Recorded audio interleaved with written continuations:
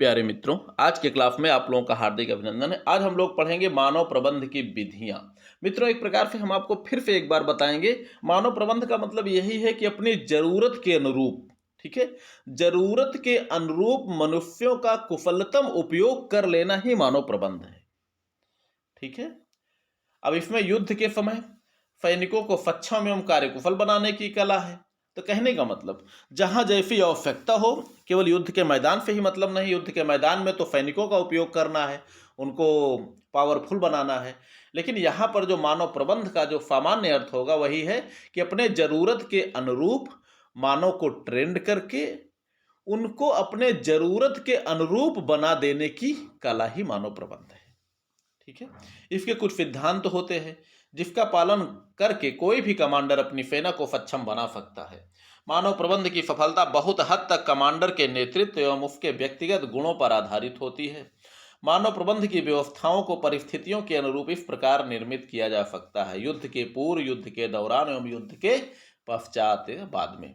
ठीक है। चलिए, सबसे पहले युद्ध के पूर्व हम पढ़ लेते हैं किस तरह मानव प्रबंध किया जा सकता है। युद्ध के पूर्व सैनिकों को शक्तिशाली बनाना आवश्यक होता है और यह समय अत्यंत महत्वपूर्ण होता है। वैसे भी कहा जाता है ना कि युद्ध के पहले, युद्ध के बाद, यानी जो खाली समय हो युद्ध के दौरान के अतिरिक्त, उसमें सैनिकों को ट्रेंड करके शक्तिशाली बनाया जाता है। उनको नई नई तकनीकें सिखाई जाती हैं, सैन्य अभ्यास कराया जाता है, बहुत सारी चीजें। यानी युद्ध के समय आने वाली परिस्थितियों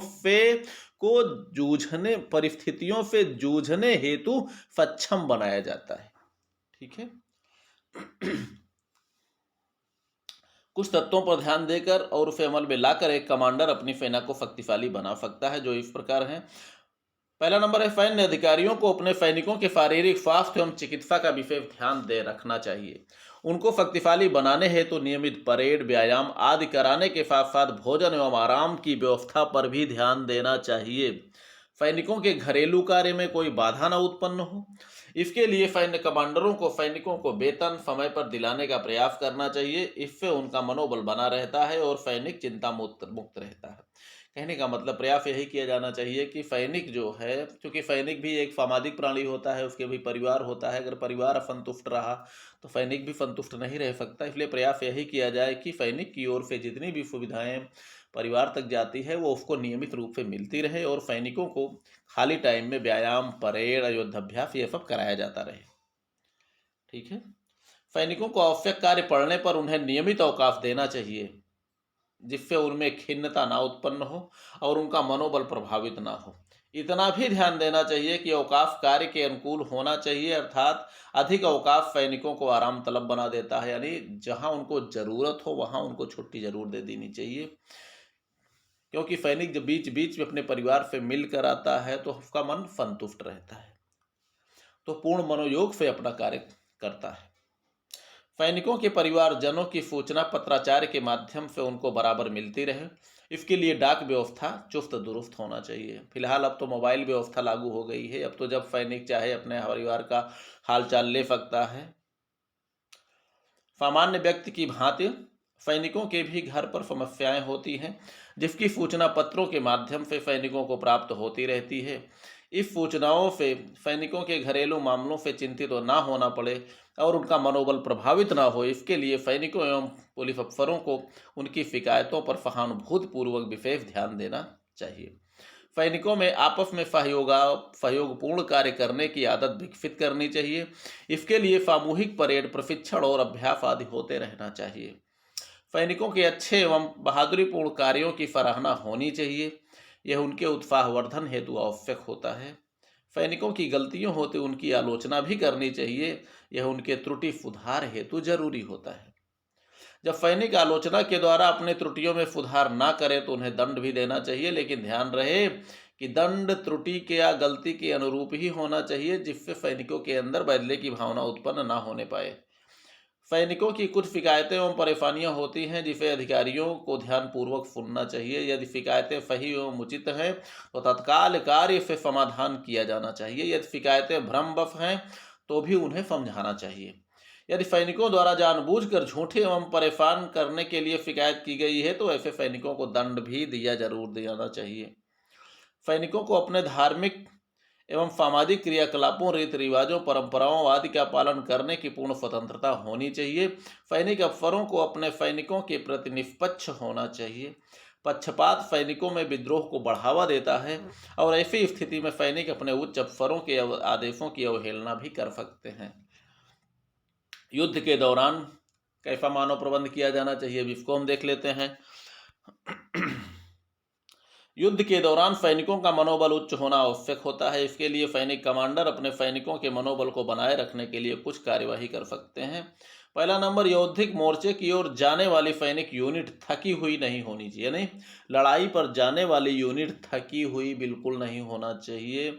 युद्ध के लिए तैयार सैनिक यूनिट को ही युद्ध भूमि की ओर प्रस्थान करना चाहिए। सैन्य अभियान के पूर्व सैनिकों को विश्राम आवश्यक है। युद्ध क्षेत्र में सैनिकों के आवश्यक उपकरण, राइफल, गोला बारूद, बम, राफन आदि की आपूर्ति सुचारू रूप से की जानी चाहिए। उनकी संचार एवं संपर्क व्यवस्था सही होनी चाहिए, जिससे हर प्रकार की सूचनाएं प्राप्त होती रहें। मित्रों, इसमें कोई बहुत कठिन वर्ड नहीं है जो कि आपको अलग से समझाना पड़े। युद्ध के पूर्व सेना में युद्धाभिनय यानी युद्ध का अभिनय एवं युद्ध अभ्यास करवा लेना चाहिए, जिससे सैनिक युद्ध की परिस्थितियों से अभ्यस्त हो जाए। सभी सैनिकों के हथियार कार्य करने की स्थिति में होने चाहिए, अर्थात करने वालों बंदूक वगैरह बिगड़ी ना हो। सैनिकों को सही समय पर भोजन एवं आवश्यक चीजें मिलनी चाहिए। कमांडर को अपनी सैनिक यूनिट का उत्साहवर्धन सदा करते रहना चाहिए। घायल सैनिकों के लिए मेडिकल की उचित व्यवस्था होनी चाहिए। युद्ध के बाद हम लोग क्या मानव प्रबंध किया जाता है? युद्ध की समाप्ति के पश्चात यह नहीं समझना चाहिए कि युद्ध की संपूर्ण कार्यवाही समाप्त हो गई है या वो अब पुनः युद्ध नहीं लड़ना है। इसलिए सैनिकों के मनोबल को गिरने नहीं देना है, बल्कि उनकी क्षमता को बनाए रखना है। यह क्षमता उनमें विकसित करते रहना है कि सैनिक तैयारी कभी समाप्त नहीं होती।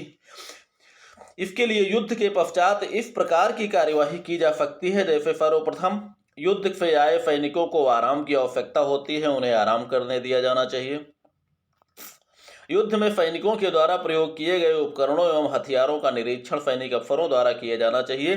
आवश्यकता समझने पर टूटे फूटे हथियारों एवं उपकरणों को बदल देना चाहिए। अधिक घायल सैनिकों को सुरक्षित अस्पतालों में पहुंचा दिया जाना चाहिए। शहीद सैनिकों की सूचनाएं उनके घर भेजकर उनके सम्मानपूर्ण अंतिम संस्कार की व्यवस्था करनी चाहिए।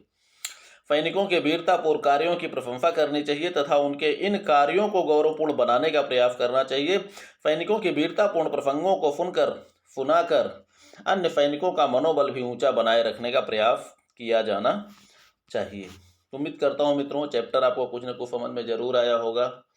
इसमें हमने पढ़ा है युद्ध के प्रबंध करने की विधियां, युद्ध के पूर्व, युद्ध के दौरान एवं युद्ध के बाद।